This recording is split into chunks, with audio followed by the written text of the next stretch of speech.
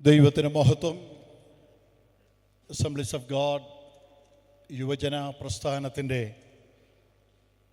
ഈ വർഷത്തെ ക്യാമ്പിൽ നിങ്ങളോടൊരുമിച്ച് പങ്കെടുത്ത് ദൈവവചന ശുശ്രൂഷയിൽ പങ്കെടുക്കുവാനും ആരാധനയിൽ പങ്കാളിയാകുവാനും സ്വർഗസ്വനായ ദൈവം എനിക്കും നൽകി തന്ന ഈ നല്ല സാവകാശത്തിനായി ഞാൻ ദൈവത്തിന് നന്ദി അർപ്പിക്കുകയാണ്. Assemblies of God Malayalam district കൗൺസിലിൻ്റെ എക്സിക്യൂട്ടീവ് കമ്മിറ്റി, പ്രിയ TJ സാമുവൽ സാർ, ഇവിടെ വേദിയിൽ ആയിരിക്കുന്ന പ്രിയ ഐസക് സാർ, അപ്പോൾ തന്നെ CAയുടെ പ്രസ്ഥാനത്തെ ശക്തമായി നേതൃത്വം കൊടുത്ത് നയിക്കുന്ന പാസ്റ്റർ സിൻസ്, എന്നെ ക്ഷണിച്ച കമ്മിറ്റി, പ്രിയപ്പെട്ടവർക്ക്,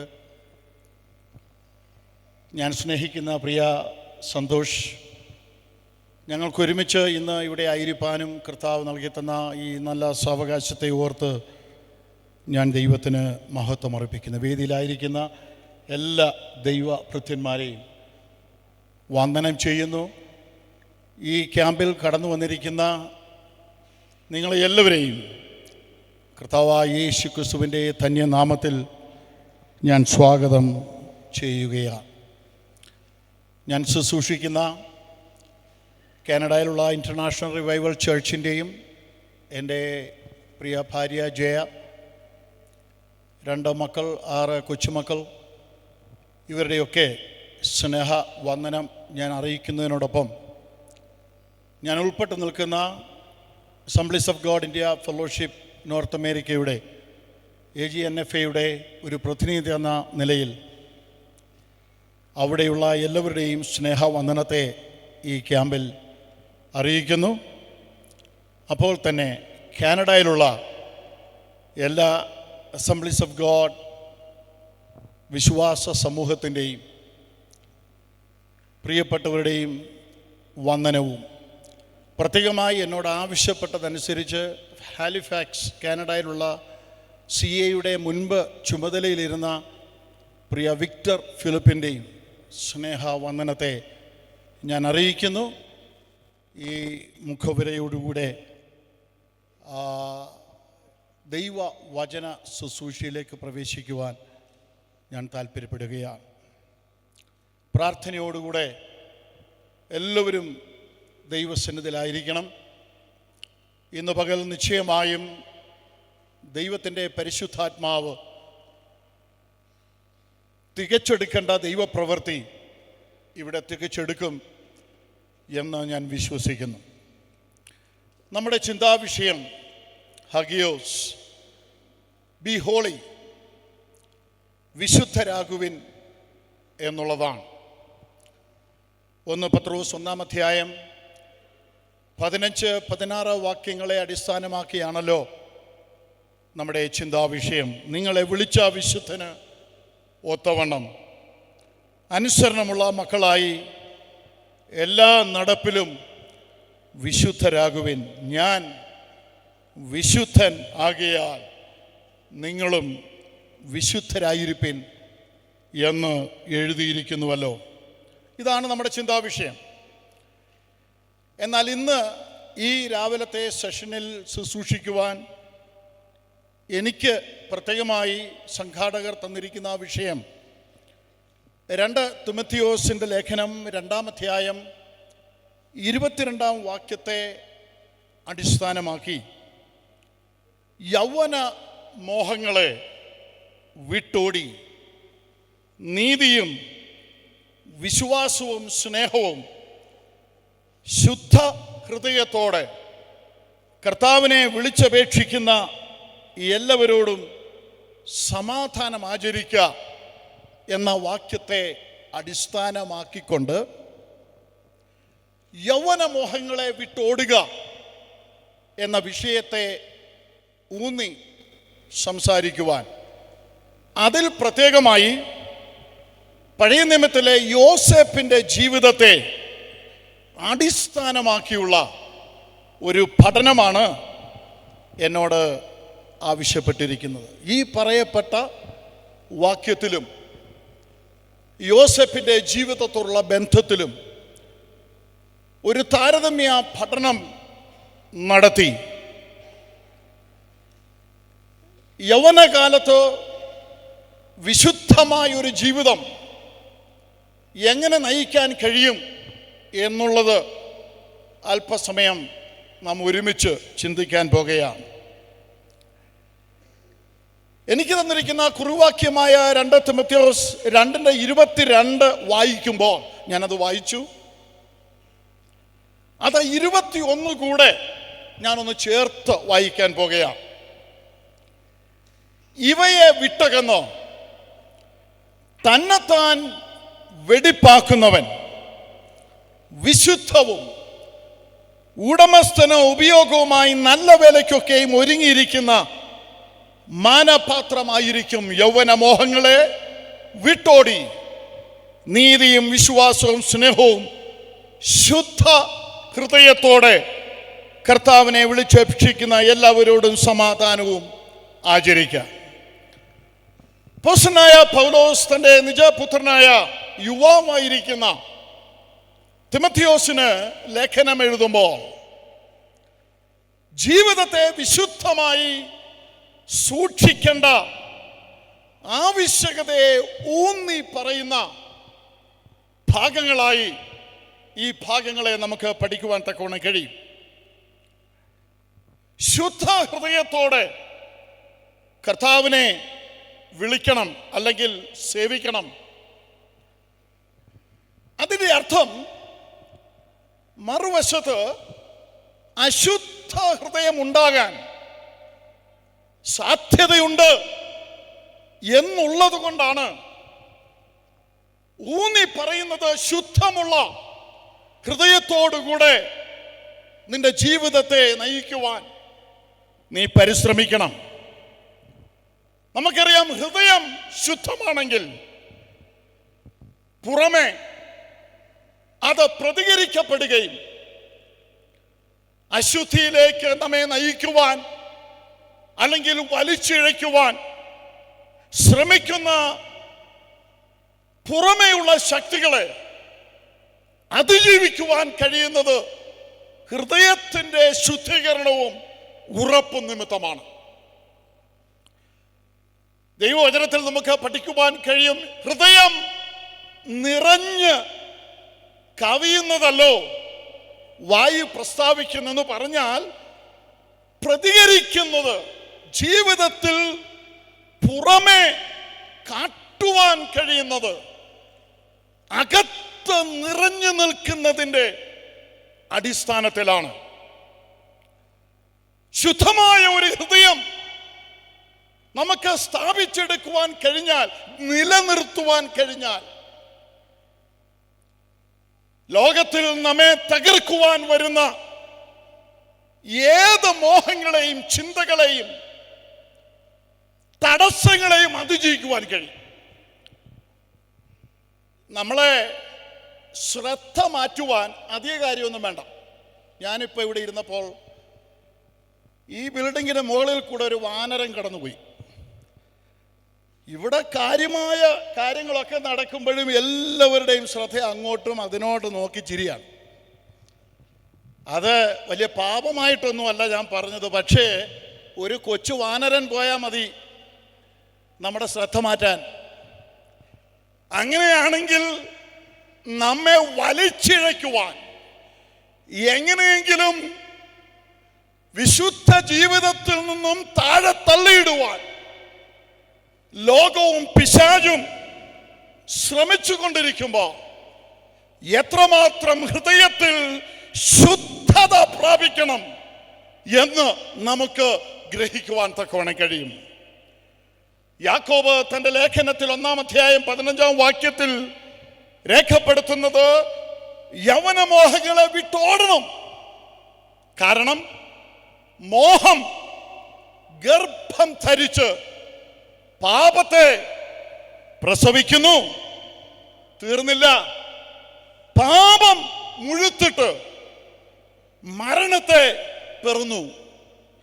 അപ്പോൾ മോഹം, ഒരു ചെറിയ മോഹം ഉണ്ടായാൽ മതി, അതിൽ വർധനവുണ്ടായാൽ നാം അറിയാതെ തന്നെ അത് നമ്മെ പാപത്തിലേക്ക് വലിച്ചിഴയ്ക്കും. പാപത്തിലേക്ക് വലിച്ചിഴയ്ക്കപ്പെട്ടാൽ പാപം മരണത്തിൽ ഒരുവനെ കൊണ്ടെത്തിക്കുന്നു, നിത്യ മരണത്തിലേക്ക് മാറ്റപ്പെടുവാനിടയായി തീരും. അപ്പോൾ നാം വിശുദ്ധമായി നമ്മെ തന്നെ സൂക്ഷിക്കണമെന്ന് ഈ വാക്യങ്ങൾ വ്യക്തമായി നമ്മെ പഠിപ്പിക്കുന്നു. If we have a clean heart, we can overcome all external forces that try to take us out of our holy life. നമ്മുടെ വിശുദ്ധ ജീവിതത്തിൽ നിന്നും വലിച്ചു താഴെയിടുവാൻ ശ്രമിക്കുന്ന ഏതിനെയും അതിജീവിക്കുവാൻ ഹൃദയത്തിൽ ശുദ്ധീകരണമാണ് നമുക്ക് ഏറ്റവും അത്യാവശ്യമായിരിക്കേണ്ടത്. യൗവനമോഹങ്ങൾ വിട്ടോടണം. അപ്പോൾ യൗവനമോഹങ്ങൾ എന്തൊക്കെയാണ് എന്ന് ഞാൻ ഇന്ന് ഇവിടെ രാവിലെ പറയുന്നില്ല. അത് നിങ്ങൾക്ക് നല്ലതുപോലെ എന്നെക്കാട്ടി അറിയാം. അതിൽ വിദഗ്ധരാണ് ഇന്നുള്ള തലമുറ. ഇൻഫർമേഷൻ ടെക്നോളജിയിൽ ഏറ്റവും അത്യാധുനിക കാലത്ത് ജീവിക്കുന്ന. അത് പോരാഞ്ഞിട്ട് ഇന്നലെ ഐസക് സാർ ഇവിടെ സകല പാപങ്ങളെക്കുറിച്ച് വിശദമായി പകല് സംസാരിച്ചു. ഞാനതും കേട്ടു. എങ്ങനെയൊക്കെ നെഗറ്റീവിലേക്ക് വലിച്ചിഴയ്ക്കാം, എന്തൊക്കെയാണ് ചുറ്റും വരുന്നത് എന്ന് വളരെ വിശദമായി അദ്ദേഹം സംസാരിച്ചു. അതുകൊണ്ട് ഞാൻ ആ വിഷയത്തിലേക്കൊന്നും പോകുന്നില്ല. എൻ്റെ focus, how can we keep our hearts clean and holy? നമുക്കെങ്ങനെ നമ്മുടെ ഹൃദയം ദൈവത്തിന് വിശുദ്ധമായി സൂക്ഷിക്കുവാൻ കഴിയും? അതെങ്ങനെ നമുക്ക് സാധിച്ചെടുക്കും? ചില ടിപ്സ് ഒന്ന് നൽകാൻ വളരെ ലളിതമായിട്ടാണ് ഞാനത് ഓർപ്പിക്കുവാൻ ആഗ്രഹിക്കുന്നത്. അത് അപ്പോസ്തലനായ പൗലോസ് തന്നെ നാം വായിച്ചതായ അധ്യായത്തിൽ ചില കാര്യങ്ങൾ പറഞ്ഞ് രേഖപ്പെടുത്തുന്നുണ്ട്. അതിലേക്ക് ഞാൻ വന്നിട്ട് യോസേപ്പുമായിട്ട് അതൊന്ന് കണക്ട് ചെയ്ത് അത് നമ്മുടെ ജീവിതത്തിൽ എങ്ങനെ പ്രായോഗികമാക്കാം എന്ന് ഞാൻ ഓർപ്പിക്കുവാൻ പോകുകയാണ്. നാം വായിച്ചതായ ഭാഗത്ത് 2 തിമോഥെയോസിന്റെ ലേഖനം 2-ാം അധ്യായത്തിന്റെ 15-ാം വാക്യത്തിൽ നാം ഇങ്ങനെ വായിക്കുന്നു: സത്യവചനത്തെ യഥാർത്ഥമായി പ്രസംഗിച്ചുകൊണ്ട് ലജ്ജിപ്പാൻ സംഗതിയില്ലാത്ത വേലക്കാരനായി ദൈവത്തിന് കൊള്ളാകുന്നവനായി നിൽക്കാൻ ശ്രമിക്കുക. തിമോഥെയോസിനോട് ഒരു സുവിശേഷകൻ എന്ന നിലയിൽ എങ്ങനെ ജീവിതത്തെ സൂക്ഷിക്കണം എന്ന് പൗലോസ് ഓർപ്പിക്കുകയാണ്. അതിനവിടെ താൻ കൊടുക്കുന്ന ഉപദേശം, തിമോഥെയോസേ, നീ ദൈവവചനത്തിൽ അടിസ്ഥാനപ്പെട്ടവനായിരിക്കണം. You must be solid rock on the word of God. One should be strong in the word to keep the hearts clean. ഒന്നാമത്തെ കാര്യം, ഹൃദയം വിശുദ്ധമായി സൂക്ഷിക്കുവാൻ ഏറ്റവും അടിസ്ഥാനപരമായിട്ടുള്ളത് ദൈവവചനം ഹൃദയത്തിനകത്തുണ്ടാകണം. ഹൃദയത്തിനകത്ത് ദൈവവചനം സൂക്ഷിക്കുന്നില്ലെങ്കിൽ ഏത് നിമിഷവും തകർന്നു പോകുവാൻ ഇടയുണ്ട്. അങ്ങനെ ദൈവവചനം അകത്ത് സൂക്ഷിക്കണമെങ്കിൽ ഒരുവൻ ദൈവവചനത്തിന്റെ പഠിതാവായിരിക്കണം.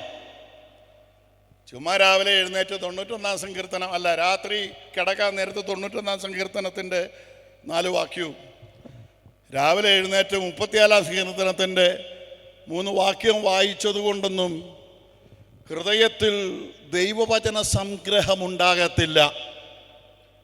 ഒരു പഠനം തന്നെ നയിക്കുവാൻ നമ്മൾ തയ്യാറുള്ളവരാകണം, ഒരുക്കമുള്ളവരായിരിക്കണം. വചനം പറയുന്നു, പാപം ചെയ്യാതിരിപ്പാൻ നിന്റെ വചനത്തെ എൻ്റെ ഹൃദയത്തിൽ സംഗ്രഹിക്കുന്നു. ചുമ്മാ വായിച്ചു വിടുന്നല്ല, ഞാൻ കേൾക്കുന്ന വചനം അതിൻ്റെ ഹൃദയത്തിൽ ഹൃദയസ്ഥമാക്കി അതിനെ അരക്കിട്ടുറപ്പിച്ച് ഞാൻ സൂക്ഷിക്കുന്നു. എന്തിന്? പാപം എന്നോടടുത്തു വരുമ്പോൾ അതിനെ മറികടന്നു പോകുവാൻ ഈ വചനം എന്നെ ലിഫ്റ്റ് ചെയ്യും. Praise God. ഈ ജഡം ലിഫ്റ്റ് ചെയ്യത്തില്ല. ഈ ജഡത്തിന്റെ എപ്പോഴുമുള്ള ആഗ്രഹം പാപത്തിലേക്ക് നിന്നെ വലിച്ചിടാനാണ്. ഈ ജഡത്തിന്റെ ആഗ്രഹം ആത്മീകമല്ല. ജഡത്തിന്റെ ആഗ്രഹം എപ്പോഴും ദൈവത്തോട് ശത്രുത്വമാണ്. അതിനെ അതിജീവിക്കണമെങ്കിൽ എത്ര ശക്തമായ ഒരുവനാണെങ്കിലും, വചനമകത്തുണ്ടെങ്കിൽ, എത്ര സ്ട്രോങ് ആയിട്ട് പിശാച് വന്നാലും അതിനെ അതിജീവിക്കുവാൻ തക്കവണ്ണം കഴിയും. നമ്മുടെ കർത്താവ് അങ്ങനെയാണ് നമ്മളെ പഠിപ്പിച്ചത്. പരിശുദ്ധാത്മാ ശക്തിയും പ്രാപിച്ച് ദൈവത്തിൻ്റെ നീതി നിവർത്തിക്കുവാനുള്ള സ്നാനവും എടുത്ത് ശുശ്രൂഷയ്ക്ക് വേണ്ടി കരയിലേക്ക് കയറുമ്പോൾ ഒരു മനുഷ്യനല്ല തന്നെ നയിച്ചത്, പരിശുദ്ധാത്മാവ് തന്നെ മരുഭൂമിയിലേക്ക് നയിച്ചു. 40 പകലും 40 രാവും മരുഭൂമിയിലായിരുന്നപ്പോൾ പിതാവായ ദൈവത്തോട് സംസർഗം പുലർത്തി. താൻ അവിടെ ആയിരുന്നതിൻ്റെ അവസാന നിമിഷം ന്യായമായ കാര്യങ്ങളും പറഞ്ഞാണ് ശത്രു വന്നത്. വിശക്കുന്നില്ലേ? ദൈവമല്ലേ? ഒരു കല്ലിനോട് അപ്പമാകാൻ പറഞ്ഞാൽ എളുപ്പമല്ലേ? പക്ഷേ അതൊക്കെ എളുപ്പമാണ്, നടക്കും. എന്നാൽ ഇവൻ പറയുന്നത് കേൾക്കാനല്ല കർത്താവ് ഈ ലോകത്തിൽ വന്നത്. കർത്താവ് ഈ ലോകത്തിൽ വന്നത് പിതാവിൻ്റെ ഹിതം നിവർത്തിക്കാൻ വേണ്ടിയാണ്. പിതാവ് എപ്പോൾ തന്നെ ഒരു അത്ഭുതത്തിന് വേണ്ടി നയിക്കുമോ ആ സന്ദർഭത്തിൽ അത്ഭുതം ചെയ്യാനാണ് കർത്താവ് ഈ ലോകത്തിൽ വന്നത്. അതുകൊണ്ട് കർത്താവ് പറഞ്ഞു, മനുഷ്യൻ അപ്പം കൊണ്ട് മാത്രമല്ല ജീവിക്കേണ്ടതെന്ന് എഴുതിയിരിക്കുന്നല്ലോ. ഞാൻ ആ വിഷയത്തിലേക്ക് പോകുന്നില്ല. ആ 3 പരീക്ഷകളെയും കർത്താവ് അതിജീവിച്ചത് വചനത്തെ എടുത്താണ്. അകത്തു വചനമുണ്ടെങ്കിൽ വിശുദ്ധ ജീവിതത്തിന് മോഹങ്ങളുമായി, പിശാച് ന്യായമായ മോഹങ്ങളുമായി, വിശപ്പെന്ന് പറയുന്നത് 40 ദിവസം കഴിഞ്ഞാൽ വിശക്കാത്ത ആരാ? അതൊരു ന്യായമായ മോഹമല്ലേ? ഒരപ്പക്കഷ്ണം കിട്ടുവാന്നുള്ളത് അത് വലിയ പാപമൊന്നുമല്ല. പക്ഷേ എത്ര ന്യായമെന്ന് തോന്നിയാലും ദൈവത്തിൻ്റെ വചനത്തിന് നിരക്കാത്തതാണെങ്കിൽ അതിനെ അതിജീവിക്കുവാൻ നിന്റെ അകത്ത് ദൈവത്തിൻ്റെ ആഗ്രഹത്തെ നിറവേറ്റി തരുന്ന വചനമുണ്ടായിരിക്കണം. ഇന്ന് നടന്നുകൊണ്ടിരിക്കുന്ന സംഭവം പലതും ന്യായമാണ്. അയ്യോ, പഴയ കാലത്ത് അപ്പച്ചന്മാർക്ക് വലിയ ബോധമൊന്നുമില്ലാത്തപ്പോ പറഞ്ഞൊത്തിരി കാര്യങ്ങളുണ്ട്. അതുകൊണ്ട് സാറേ, പാസ്റ്ററെ, ഇത് പുത്തൻ തലമുറയല്ലേ, ആധുനികമല്ല, അത്യാധുനിക തലമുറയല്ലേ, കാലം മാറുമ്പോൾ അല്പമൊക്കെ മാറണ്ടേ എന്നൊക്കെ പറയാൻ ന്യായമുണ്ടാകും. പക്ഷേ വിശുദ്ധ ജീവിതം ന്യായത്തെ അടിസ്ഥാനമാക്കിയല്ല, വചനത്തെ അടിസ്ഥാനമാക്കിയാണ്. ലോകം പറയുന്ന ന്യായത്തിന് ചെവി കൊടുക്കാതിരിക്കണമെങ്കിൽ വചനമകത്തുണ്ടാകണം. വിശുദ്ധ ജീവിതത്തിന് മുൻതൂക്കം കൊടുക്കണമെങ്കിൽ ദൈവവചനമകത്തുണ്ടാകണം. അതിനെ പഠിക്കണം. ഇനി യോസേപ്പിലേക്കൊന്ന് കടന്നു വരാം. ഞാൻ പറഞ്ഞല്ലോ, ഇത് രണ്ടും കമ്പൈൻ ചെയ്താണ് ഈ വിഷയം അവതരിപ്പിക്കുവാൻ എനിക്ക് നിയോഗം നൽകി തന്നിട്ടുള്ളത്. ഉൽപ്പത്തി പുസ്തകം 39-ാം അധ്യായം അതിൻ്റെ 6 മുതൽ 10 വരെയുള്ള വാക്യങ്ങൾ ഞാൻ വായിക്കുന്നു. Genesis chapter 39 verse 6 through 10. അവൻ തനിക്കുള്ളതൊക്കെയും യോസേഫിന്റെ കയ്യിൽ ഏൽപ്പിച്ചു. താൻ ഭക്ഷിക്കുന്ന ഭക്ഷണം ഒഴികെ അവന്റെ കൈവശമുള്ള മറ്റ് യാതൊന്നും അവൻ അറിഞ്ഞില്ല. യോസേഫ് കോമളനും മനോഹര രൂപിയും ആയിരുന്നത് കൊണ്ട് യജമാനന്റെ ഭാര്യ യോസേഫിന്മേൽ കണ്ണുപതിച്ചു. എന്നോടുകൂടെ ശയിക്ക എന്ന് പറഞ്ഞു. അവൻ അതിന് സമ്മതിക്കാതെ യജമാനന്റെ ഭാര്യയോട്, ഇതാ വീട്ടിൽ എൻ്റെ കൈവശമുള്ള യാതൊന്നും എൻ്റെ യജമാനൻ അറിയുന്നില്ല, തനിക്കുള്ളതൊക്കെയും എൻ്റെ കയ്യിൽ ഏൽപ്പിച്ചിരിക്കുന്നു, ഈ വീട്ടിൽ എന്നേക്കാൾ വലിയവനില്ല, നീ അവന്റെ ഭാര്യയാകയാൽ. ആ വാക്കൊന്ന് ശ്രദ്ധിച്ചോണം, ഞാനത് ഊന്നി പറയാൻ പോകുകയാണ്. നീ അവന്റെ ഭാര്യയാകയാൽ നിന്നെ അല്ലാതെ മറ്റു യാതൊന്നും അവൻ എനിക്ക് വിരോധിച്ചിട്ടുമില്ല. അതുകൊണ്ട് ഞാൻ ഈ മഹാദോഷം പ്രവർത്തിച്ച് ദൈവത്തോട് പാപം ചെയ്യുന്നത് എങ്ങനെയെന്ന് പറഞ്ഞു. 10-ാം വാക്യം, അവൾ ദിനം പ്രതിയും യോസേപ്പിനോട് പറഞ്ഞിട്ടും അവളോടുകൂടെ ശയിപ്പാനോ അവളുടെ അരികിലിരിപ്പാനോ അവൻ അവളെ അനുസരിച്ചില്ല. ശ്രദ്ധിക്കുക, യോസേപ്പ് ഇവിടെ പറയുക, അവനുള്ളതാ പറഞ്ഞേ, ഈ ഭവനത്തിലുള്ളതെല്ലാം യജമാനൻ എനിക്ക് തന്നിരിക്കുക. യജമാനൻ അവനോട് ഈ ഭവനത്തിലുള്ളതെല്ലാം നിന്റേതെന്ന് പറഞ്ഞപ്പോൾ എൻ്റെ ഭാര്യ ഒഴികെ എന്ന് യജമാനൻ പറഞ്ഞില്ല. യജമാനൻ വീട്ടിലേതെല്ലാം അവന്റെ കയ്യിൽ ഏൽപ്പിച്ചു. എന്നാൽ യജമാനന്റെ ഭാര്യ അവന്റെ അടുക്ക് വന്നപ്പോൾ അവന്റെ അകത്തുള്ള വചനജ്ഞാനം അവനോട് പറഞ്ഞു, എല്ലാം തന്നിട്ടുണ്ട്, എന്നാൽ ഇവൾ യജമാനന്റെ ഭാര്യ ആയതുകൊണ്ട് എനിക്ക് പറ്റത്തില്ല. ഇത് യജമാനനല്ല തീരുമാനിച്ചത്, ഇത് യോസേപ്പാ തീരുമാനിച്ചത്. ഇതാണ് വ്യത്യാസം. ന്യായമുണ്ടോ? ന്യായമുണ്ട് യോസേപ്പിന്റെ കയ്യിൽ. എന്താ ന്യായം? ഇനി പിടിക്കപ്പെട്ടാലും യോസേപ്പിന് പറയാം, ഞാനല്ല ബുദ്ധി കുറച്ച ഭാര്യ വന്നത്, പിന്നെ എന്നോട് ഇതൊന്നും റെസ്ട്രിക്റ്റ് ചെയ്തിട്ടില്ലല്ലോ, എല്ലാം എൻ്റെ കയ്യിൽ തന്നതല്ലേ. ന്യായങ്ങൾ പറയാം, പക്ഷേ ന്യായത്തിൻ്റെ നടുവിലും ഒരു ദൈവന്യായമുണ്ടെന്ന് അകത്തു ബോധ്യമുണ്ടായത് വേറൊരുത്തൻ പഠിപ്പിച്ചിട്ടല്ല, ദൈവപ്രമാണം അകത്ത് കിടക്കുന്നവൻ അറിയാം. ലോകത്തിന്റെ ന്യായത്തിനും മോഹങ്ങൾക്കും അപ്പുറത്തായിട്ട് ഒരു ദൈവന്യായമുണ്ട്. എന്നെ കേൾക്കുന്ന യുവതി യുവാക്കളെ, ദൈവമക്കളെ, ലോകത്തിന്റെ ന്യായങ്ങളും ലോകത്തിന്റെ റീസൺസിനും പുറകെ അല്ല വിശുദ്ധ ജീവിതം നയിക്കുവാൻ കഴിയുന്നത്. ദൈവമകത്ത് തന്നിരിക്കുന്നൊരു ദൈവിക ന്യായമുണ്ട്. അത് മനസ്സിലാക്കണമെങ്കിൽ ഇതകത്തു വേണം. 3 കാര്യങ്ങൾ യോസേപ്പ് ഈ വാക്യത്തിന്റെ അടിസ്ഥാനത്തിൽ ഞാൻ ഓർപ്പിക്കാം. 1, ഈ വാക്യങ്ങളിൽ നിന്നും മനസ്സിലാകുന്നത് he knew who he was.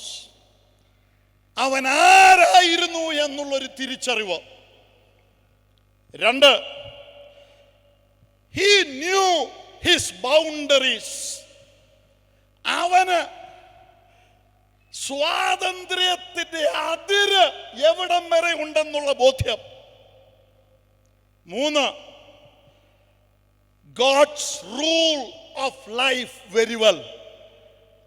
ദൈവത്തിൻ്റെ കൽപ്പനകളുടെയും നിയമങ്ങളുടെയും അടിസ്ഥാനത്തിൽ ജീവിതം എങ്ങനെ ആയിരിക്കണമെന്നുള്ള അറിവ്, തിരിച്ചറിവ്.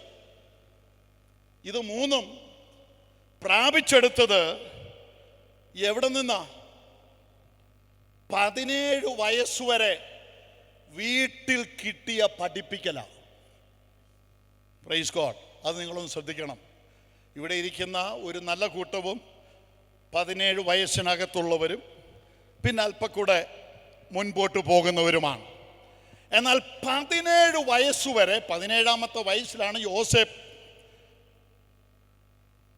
വിൽക്കപ്പെട്ടത് സഹോദരന്മാരാൽ.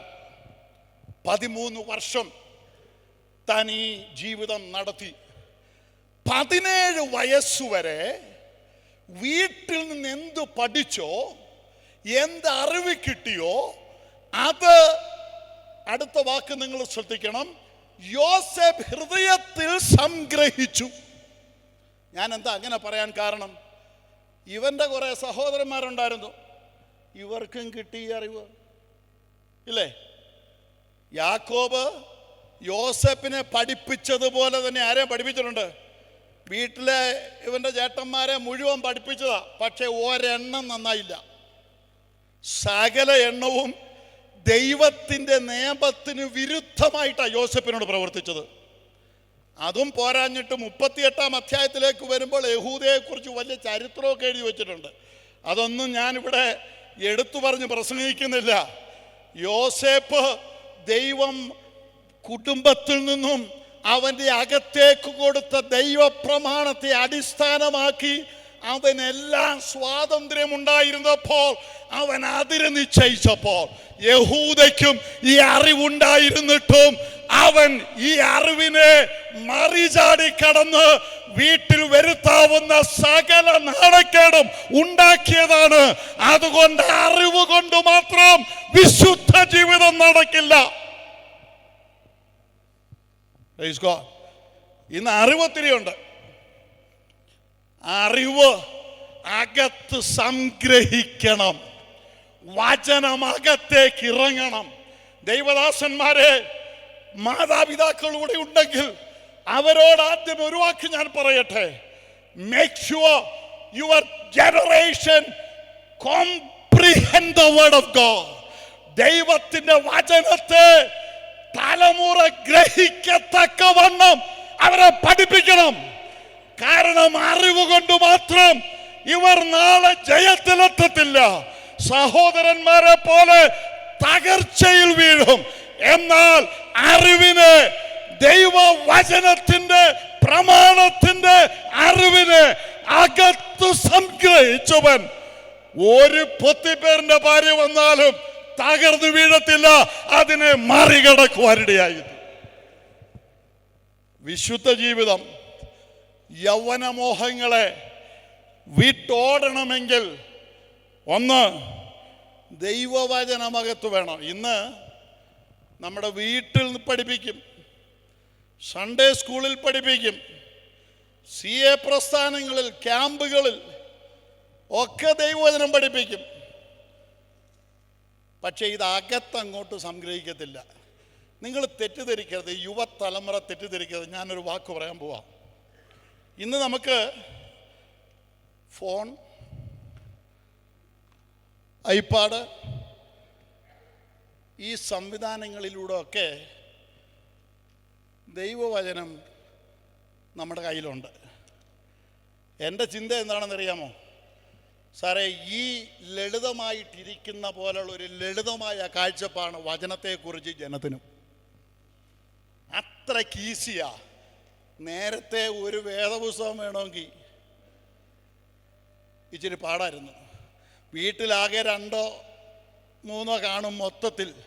അതെടുത്തോണ്ട് പാടാ എന്ന് പറഞ്ഞാൽ അതെടുത്തോണ്ട് വന്ന് അതൊന്ന് കൈവച്ച് അതൊന്ന് വായിച്ച് ആ ഒരു അധ്യായത്തെക്കുറിച്ച് വിവരിച്ച് അതിനൊരടയാളം വെച്ച് അടുത്ത ദിവസം അല്ലെങ്കിൽ വൈകിട്ട് എഴുന്നേൽക്കുമ്പോൾ ആ അടയാളം വെച്ചതിൻ്റെ അടുത്ത ഭാഗം വായിച്ച് അടുത്ത ദിവസം രാവിലെ എഴുന്നേൽക്കുമ്പോൾ ആ അടയാളം വെച്ചതിൻ്റെ അടുത്ത ഭാഗം വായിച്ച് തുടർമാനമായി വായിക്കുകയും പഠിക്കുകയും ചെയ്യുന്നൊരു കാലമുണ്ടായിരുന്നു. ഇന്ന് വന്നപ്പോൾ ഇതെല്ലാം വളരെ സുഫലമായി കരത്തിലൊക്കെ എത്തിയപ്പോൾ എങ്ങനെയോ എവിടെ വെച്ചോ ഒരു വാക്യം വായിച്ചു. വചനം വായിച്ചോടാ, വായിച്ചു. നീ ഇന്ന് വേദോസം വായിച്ചോ, വായിച്ചു. കാരണം ഇത് കയ്യിലുണ്ടല്ലോ. മക്കളെ വെച്ചോണേ, അതിങ്ങ് എടുത്ത് കളഞ്ഞുകളേക്കല്ലേ.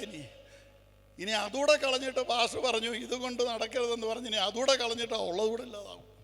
അതുകൊണ്ട് അത് കളയരുത്, അത് വേണം. പക്ഷെ അതുകൊണ്ടുകൂടെ വചനത്തെ പഠിക്കാനും അകത്താക്കുവാനും നാം ശ്രദ്ധ വെച്ചില്ലെങ്കിൽ പാപം വാതിൽക്കൽ കിടക്കുന്നു. അതിൻ്റെ ആഗ്രഹം നിന്നോടാകുന്നു. ഏത് നിമിഷവും നിന്നെ തകർത്തിടാൻ അവന് താല്പര്യമുണ്ടെന്ന് ഉൽപ്പത്തിയിൽ തന്നെ യഹോവയായ ദൈവം കൽപ്പിച്ചെങ്കിൽ ഇന്ന് രാവിലെ എന്നെ കേൾക്കുന്ന ദൈവത്തിന്റെ പൈതലെ, വെറും അറിവ് കൊണ്ട് മാത്രം അതിജീവനം നടക്കുകയില്ല. അറിവിനെ ഹൃദ്യസ്ഥമാക്കിയാൽ നീ ദൈവ പദ്ധതിക്കു വേണ്ടി വിശുദ്ധമായി ജീവിതത്തെ സൂക്ഷിക്കുവാൻ ഒരുമ്പെടുന്ന വ്യക്തിത്വമായി മാറ്റപ്പെടും. അതിർവരമ്പുകളെ ചാടാതിരിക്കണമെങ്കിൽ ലഭിക്കുന്ന അറിവുകൾ അകത്തു വേണം. ഒരു ഉദാഹരണം ഞാൻ പറയാം. ഒരു കാറിൻ്റെ റിപ്പയർ മാനുവൽ വായിച്ചതുകൊണ്ട് ഒരു വ്യക്തിയും ഒരു നല്ല മെക്കാനിക് ആകില്ല. റിപ്പയർ മാനുവൽ വായിച്ച് കുറേയൊക്കെ കാര്യങ്ങൾ മനസ്സിലാക്കാമെന്നല്ലാതെ ഒരു കേട് വന്നാൽ അതിനെ ശരിയാക്കിയെടുക്കണമെങ്കിൽ കൈകൊണ്ട് അതിലൊന്ന് പണിതെങ്കിലേ നിനക്കൊരനുഭവം ഉണ്ടാകത്തുള്ളൂ. കുറച്ച് നാൾ പണിത് കഴിയുമ്പോൾ ഒരു ചെറിയ ശബ്ദം കേട്ടാൽ മതി, എന്ത് കേടാന്നറിയാം. ഏതിലേക്കൂടെങ്കിലും ഒരുത്തൻ നിന്നെ തകർക്കാൻ പിശാചൊരു പദ്ധതി ഇട്ടോണ്ട് ഒന്നടുത്തു വരാൻ ശ്രമിച്ചാൽ മതി, നീ ഉടനെ അതിന് ബ്ലോക്കിടും.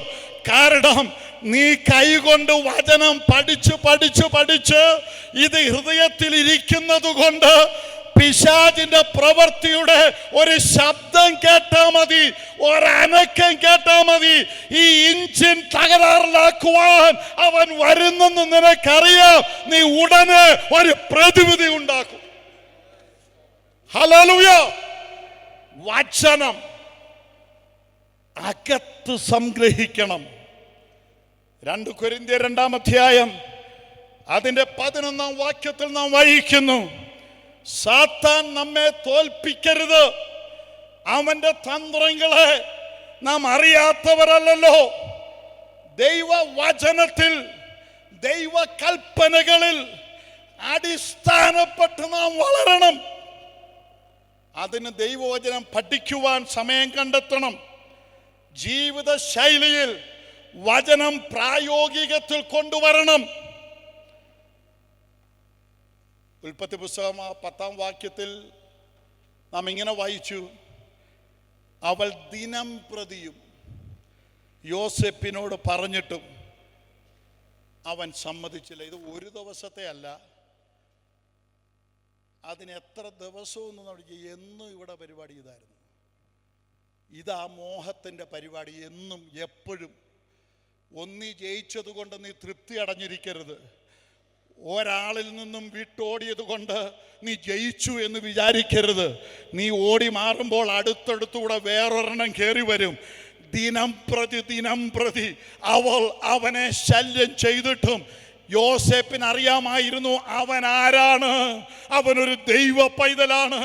അവൻ അറിയാമായിരുന്നു അവൻ്റെ അതിർവരമ്പ് എന്താണ്, എവിടം വരെ പോകാം, എവിടെ കടന്നുകൂടാ, എവിടേക്ക് കയറിക്കൂടാ എന്നവൻ അറിയാമായിരുന്നു. അതിനുപരിയായി ദൈവം അവനെ കുറിച്ച് എന്ത് വിചാരിച്ചിരിക്കുന്നു, ദൈവത്തിന്റെ പദ്ധതി എന്താണെന്ന് അവൻ അറിയാമായിരുന്നു. ഈ 3 കാര്യങ്ങൾ ഇന്നത്തെ തലമുറ അറിയണം. You and I need to know who we are. നമ്മൾ ആരാണെന്ന് അറിയണം. You and I need to know the boundaries we have. നമുക്കുള്ള അതിരുകൾ അറിയണം. You and I need to know the desire of God through the word of God. ദൈവവചനത്തിന്റെ അടിസ്ഥാനത്തിൽ ദൈവപ്രമാണം എന്തെന്നും ദൈവത്തിന്റെ ആഗ്രഹം എന്തെന്നും നാം അറിയണം. ഉൽപ്പത്തി 4:7 ഞാൻ നേരത്തെ ഉദ്ധരിച്ചല്ലോ. നന്മ ചെയ്യുന്നുവെങ്കിൽ പ്രസാദമുണ്ടാകയില്ലയോ, നീ നന്മ ചെയ്യുന്നില്ലെങ്കിലോ പാപം വാതിക്കൽ കിടക്കുന്നു, അതിൻ്റെ ആഗ്രഹം നിങ്കലേക്കാകുന്നു. അടുത്ത വാക്യം ശ്രദ്ധിക്കണം, നീയോ അതിനെ കീഴടക്കണം. ഞാൻ ദൈവ പൈതലാണ് എന്ന് പറഞ്ഞിരുന്ന കീഴടങ്ങുകയല്ല, നീ നിന്റെ അകത്തിരിക്കുന്ന വചനത്താൽ, സംഗ്രഹിച്ചിരിക്കുന്ന ദൈവവചനത്താൽ ഈ മോഹങ്ങളെ കീഴടക്കണം. എന്താ ഈ ദൈവവചനം അകത്തുണ്ടായാലുള്ള ഗുണം? ദൈവവചനത്തെ അകത്ത് സംഗ്രഹിച്ചാൽ ദൈവവചനത്തിൻ്റെ അറിവും സംഗ്രഹണവും ദൈവഭയം ഉളവാക്കണം. ഏറ്റവും പ്രധാനം അതാ. ഇന്ന് അനുഗ്രഹം മൊത്തം എതിലെ നോക്കിയാലും അനുഗ്രഹത്തിനുപരിയായി ദൈവത്തെ ഭയക്കുന്ന ഒരനുഭവം ഉണ്ടാകണം. യോസേപ്പിൻ്റെ വല്യപ്പൻ അബ്രഹാമിനോട് ദൈവം ഇസ്ഹാക്കിനെ യാഗം കഴിക്കാൻ പറഞ്ഞു. കിട്ടിയ അനുഗ്രഹത്തെ കൊടുക്കാനാ പറഞ്ഞു. ആറ്റുനോറ്റ് കാത്തിരുന്ന് പ്രാർത്ഥിച്ച് 24 കൊല്ലം കഴിഞ്ഞ് കിട്ടിയ അനുഗ്രഹത്തെ 10-13 വർഷം വളർത്തി കഴിഞ്ഞപ്പോൾ പറയാ, ഇത് ഇങ്ങോട്ട് തന്നേക്കാൻ, യാഗം കഴിക്കാൻ. അപ്പോൾ അനുഗ്രഹം ഇങ്ങോട്ട് കൊടുക്കുന്നതിനേക്കാട്ടൊരു അനുഗ്രഹം ഇപ്പം അങ്ങോട്ട് ചോദിക്കുക ദൈവം. പക്ഷെ അത് കൊടുത്തപ്പോൾ ദൈവം പറയാ, ഞാനിപ്പോൾ ഒരു കാര്യം അറിയുന്നു, നിനക്ക് അനുഗ്രഹമല്ല വലുത്, ഞാനാണ് വലുത്. നീ എന്നെ ഭയപ്പെടുന്നു എന്ന് ഇപ്പോൾ എനിക്കറിയാം. ഇന്ന് യുവതലമുറയോട് ഞാൻ പറയട്ടെ, ദൈവം എന്നെയും നിന്നെയും നോക്കി പറയണം, ഇവൻ അനുഗ്രഹത്തിന് കാത്തിരിക്കുന്നവനല്ല, ദൈവം അനുഗ്രഹിക്കും. മുൻപേ അവൻ്റെ രാജ്യവും നീതിയും അന്വേഷിച്ചാൽ സകലതും കൂട്ടിച്ചേർക്കുന്ന ഒരു ദൈവമാണ്. ഒരു കുറവും വരുത്തത്തില്ല. അവൻ ആർക്കും കടക്കാരനല്ല. ഹല്ലേലൂയ. വിശ്വാസത്തിനു വേണ്ടി വീടും വീട്ടുകാരെയും വല്യപ്പൻ കൊടുത്തതെല്ലാം വലിച്ചെറിഞ്ഞിട്ട് ഒന്നുമില്ലാതെ ഇറങ്ങി തിരിച്ച ഒരപ്പന്റെ മോനാ ഞാൻ. ഇന്ന് രാവിലെ ഇവിടെ നിന്നുകൊണ്ട് വിളിച്ചു പറയുന്നു, എന്റെ ദൈവം ആർക്കും കടക്കാരനല്ല. ഹല്ലേലൂയ. ഇവിടെ ഇരിക്കുന്ന സാറിനൊക്കെ അറിയാം, എൻ്റെ അപ്പൻ വിശ്വാസത്തിൽ ഇറങ്ങി വന്നപ്പോ വല്യപ്പൻ അപ്പന് കൊടുത്ത വീട് പൂട്ടി ഇളിയേൽ താക്കോൽ വെച്ചിട്ട് പറഞ്ഞു, പെന്തക്കോസുകാരൻ കയറി നശിപ്പിക്കാനുള്ളതല്ല ഞാൻ സമ്പാദിച്ചത്, ഇറങ്ങിക്കോ. അവിടെ നിന്ന് ഇറക്കി വിട്ടപ്പോൾ ഒരു ഹിന്ദു കൊടുത്ത ഒരു വീടിൻ്റെ വശത്തൊരു ചായ്പ് കെട്ടി അതിനകത്ത് താമസിച്ച് സുവിശേഷ വേല ചെയ്ത ഒരപ്പന്റെ മോനാ ഞാൻ. ഇന്ന് രാവിലെ ഇവിടെ നിന്നുകൊണ്ട് വിളിച്ചു പറയുന്നു, അനുഗ്രഹം നിന്റെ പുറകെ വരും. അത് നീ തേടിപ്പോകണ്ട. പക്ഷേ ദൈവത്തെ ഭയപ്പെടുന്നു എന്ന് ദൈവം അറിയണം. അത് കേരളത്തിലായാലും കാനഡയിലായാലും അമേരിക്കയിലായാലും. ഇന്ന് രാവിലെ ഞാൻ പൊതു സ്റ്റേജിൽ നിന്നാ പറയുന്നേ, ലോകം മുഴുവൻ കാണുന്നെന്ന് എനിക്കറിയാം. ഒരു മടിയും എനിക്കില്ല. ഈ വേദപുസ്തകം പിടിച്ചുകൊണ്ട് ധൈര്യത്തോടെ പറയാം, എൻ്റെ ദൈവത്തെ ഭയപ്പെട്ട് തന്നെയാണ് ഞാൻ ജീവിക്കുന്നത്. എൻ്റെ തലമുറകൾ രണ്ടും ഇന്ന് സുവിശേഷ വേലയിൽ വ്യാപൃതരാണ്. കാരണം ദൈവത്തെ ഭയപ്പെട്ടാൽ അനുഗ്രഹം കുറയത്തില്ല കേട്ടോ, അത് നിന്റെ പുറവേ വരും. അതുകൊണ്ട് നമുക്ക് ഉത്തരം പറയേണ്ടത് ദൈവത്തോടാ. ആരും കാണുന്നില്ലായിരിക്കാം, ആരും അറിയുന്നില്ലായിരിക്കാം, എന്നാൽ യോസേപ്പിനറിയാം, എന്നെ കാണുന്നൊരു ദൈവമുണ്ട്.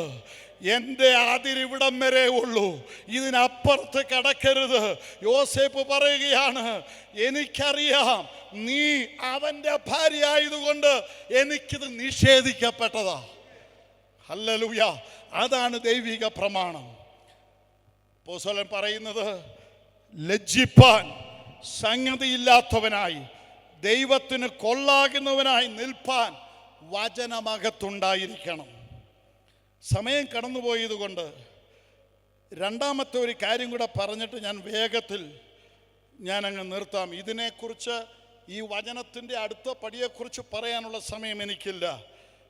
രണ്ടാമത്തെ കാര്യം 2 തിമോഥെയോസ് 2:16 അപ്പോസ്തലൻ പറയുന്നു, ഭക്തിവിരുദ്ധമായ വൃഥാലാപങ്ങളെ ഒഴിഞ്ഞിരിക്കുക. ആ വകക്കാർക്ക് അഭക്തി അധികം മുതിർന്നു വരും. Avoid worthless foolish talk that only leads to more godless behavior. ഇന്ന് തലമുറ വളരെ ശ്രദ്ധിക്കേണ്ട ഒരു കാര്യമാണ്. ആവശ്യമില്ലാത്ത വർത്തമാനങ്ങൾ. ഞാൻ പറയുന്നത് ഈ പൊട്ടച്ചൊൽ കളിവാക്കിയതിനെ കുറിച്ചല്ല, അത് വേറൊരു വിഷയം, അതിലേക്ക് പിന്നെ കിടക്കാം. ഇവിടെ പൗലോസ് പറയുന്നത് അങ്ങനെയുള്ളതല്ല. ജ്ഞാനമെന്ന് പേര് പറയുന്ന വൃഥാലാപങ്ങളെ ഒഴിഞ്ഞിരിക്കണം എന്ന് പറഞ്ഞാൽ, ഇന്നത്തെ തലമുറയെ പിശാച് പിടിച്ചു കെട്ടുവാൻ കണ്ടെത്തിയിരിക്കുന്ന ഒരു മാർഗമാണ് this is A reasoning generation. ഇത് കാര്യകാരണ സഹിതം കാര്യങ്ങൾ തിരഞ്ഞു പിടിക്കുന്ന ഒരു തലമുറയാണ്. ഞാൻ വ്യത്യാസം പറയാം. ഞാൻ ചെറുപ്പമായിരുന്നപ്പോൾ എൻ്റെ അപ്പ മുറിയിലോട്ട് കയറി വന്ന എൻ്റെ പുറകുവശം തനിയെ പൊങ്ങും. എഴുന്നേക്കട എന്ന് പറയണ്ട, തന്നെ ഇതങ്ങ് പൊങ്ങിക്കോളും. കാരണം അപ്പനോടുള്ള ബഹുമാനം കൊണ്ട്. അപ്പൻ പറയുക, പേരൊന്ന് വിളിച്ചാൽ രണ്ടാമത് വിളിക്കേണ്ടി വരത്തില്ല, അതിനു മുമ്പേ അവിടെ ചെല്ലും. ഇന്നത്തെ തലമുറ എന്താണെന്നറിയാമോ? മൈ സൺ എന്ന് വിളിച്ച, yes papa, can you come here? For what? ഇവിടം വരെ ഒന്ന് വരാവടാ. എന്തിനാ പപ്പ? അവിടെ ഇരുന്നോണ്ട് അപ്പൻ വിശദീകരണം കൊടുക്കണം.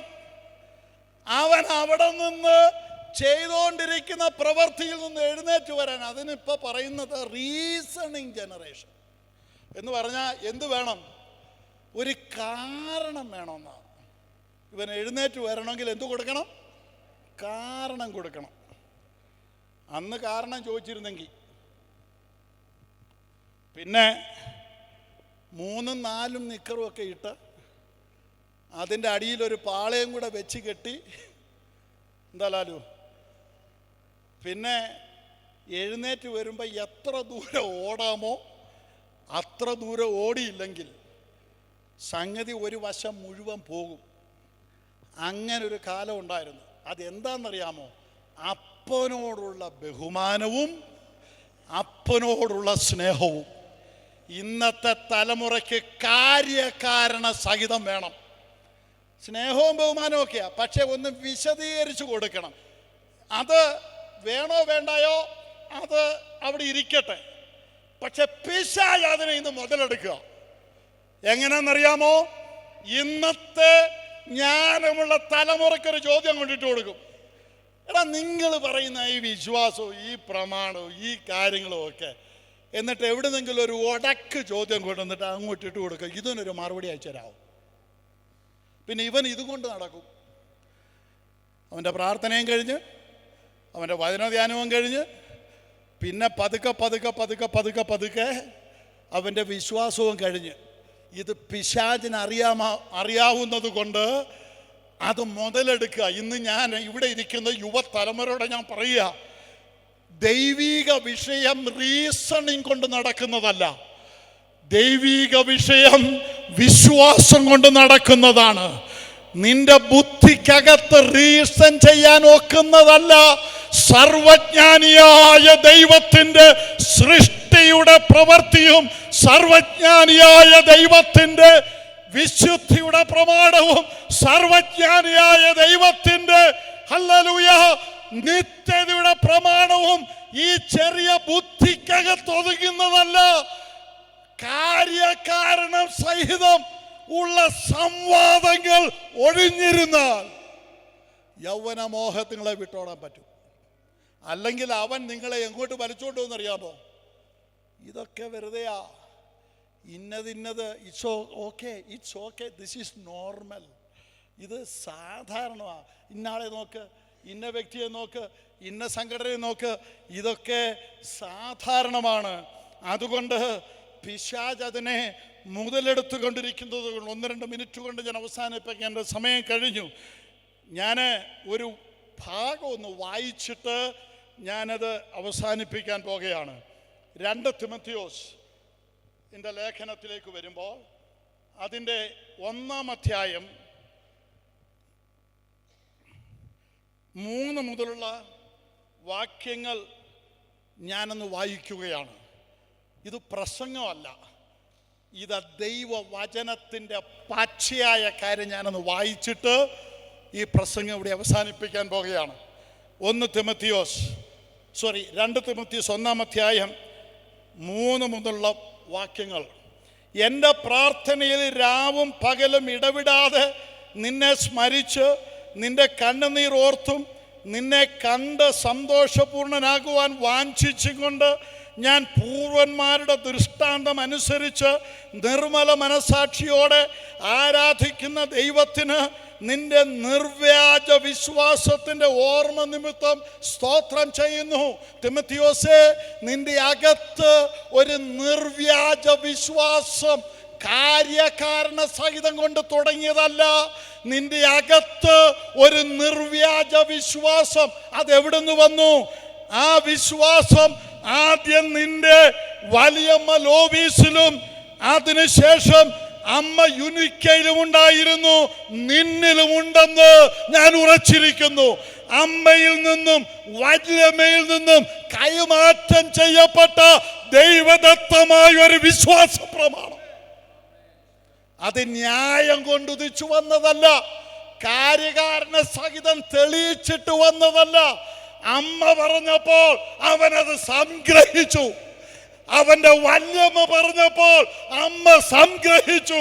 അതുകൊണ്ട് തലമുറ സുവിശേഷ വേലക്കാരനായി മാറി. വിശ്വാസത്താൽ തുടങ്ങിയ യാത്ര, പൗലോസ് പറയുന്നു, അതുകൊണ്ട് എൻ്റെ കൈവപ്പിനാൽ നിന്നിലുള്ള ദൈവത്തിൻ്റെ കൃപാവരം ജ്വലിപ്പിക്കണമെന്ന് നിന്നെ ഓർമ്മപ്പെടുത്തുന്നു. നിന്റെ മേൽ ദൈവിക പ്രമാണപ്രകാരം കൈവച്ചു പ്രാർത്ഥിച്ചപ്പോൾ ചിലത് ഇമ്പാർട്ട് ചെയ്തിട്ടുണ്ട്.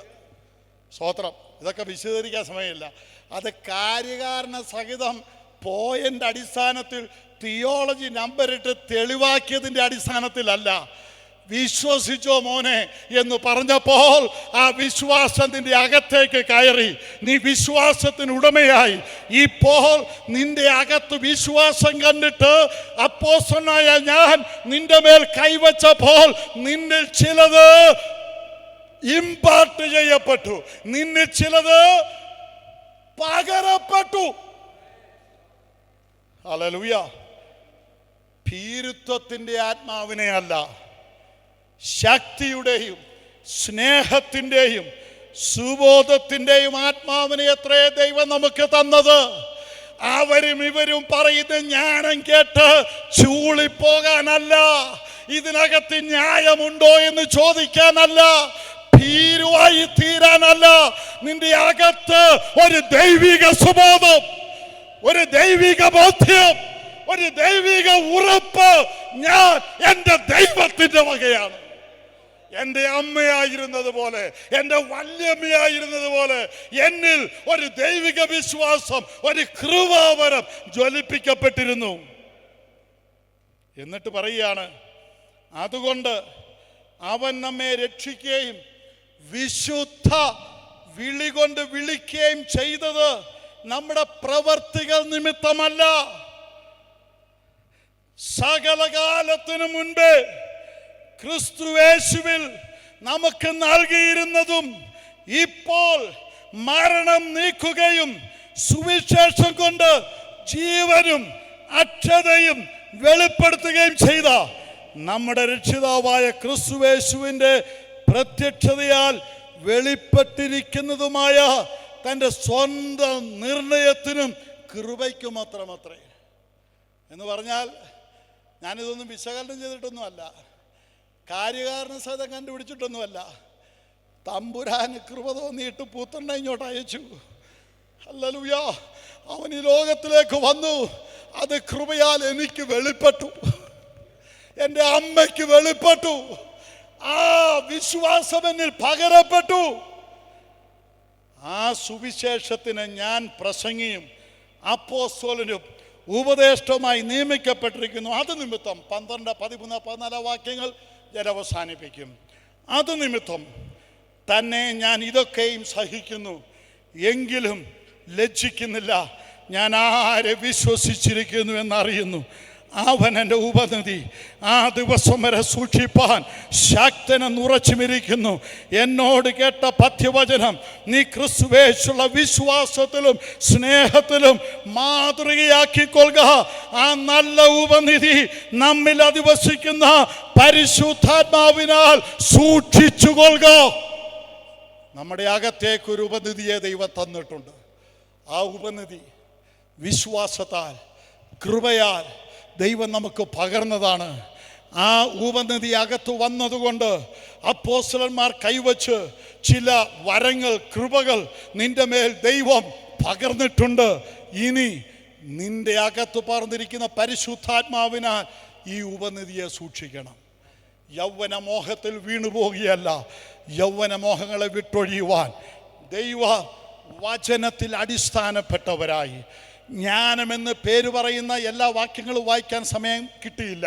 ന്യായമെന്ന് പേര് പറയുന്ന വൃഥ തർക്കസൂത്രങ്ങളെയൊക്കെ സംവാദങ്ങളെയൊക്കെ ഒഴിഞ്ഞിരുന്നിട്ട് കാത്തിരുന്ന് ദൈവസന്നിധിയിൽ പ്രാർത്ഥിച്ച് ഹല്ലേലൂയ വിശ്വാസത്തിൻ്റെ പ്രമാണത്തിൽ നീ ആരെന്ന് മനസ്സിലാക്കി, നിന്റെ അതിര് മനസ്സിലാക്കി, ദൈവം നിന്നെക്കുറിച്ച് എന്താഗ്രഹിക്കുന്നു എന്ന് മനസ്സിലാക്കി ഈ തലമുറയിൽ യൗവനമോഹങ്ങളെ വിട്ട് ദൈവത്തിൻ്റെ നീതി നിവർത്തിക്കുവാൻ ഈ തലമുറയെ ദൈവം അനുഗ്രഹിക്കട്ടെ എന്ന പ്രാർത്ഥനയോടെ എൻ്റെ വാക്കിൽ നിന്ന് വിരമിക്കുന്നു. ദൈവം നമ്മെ അനുഗ്രഹിക്കുമാറാകട്ടെ.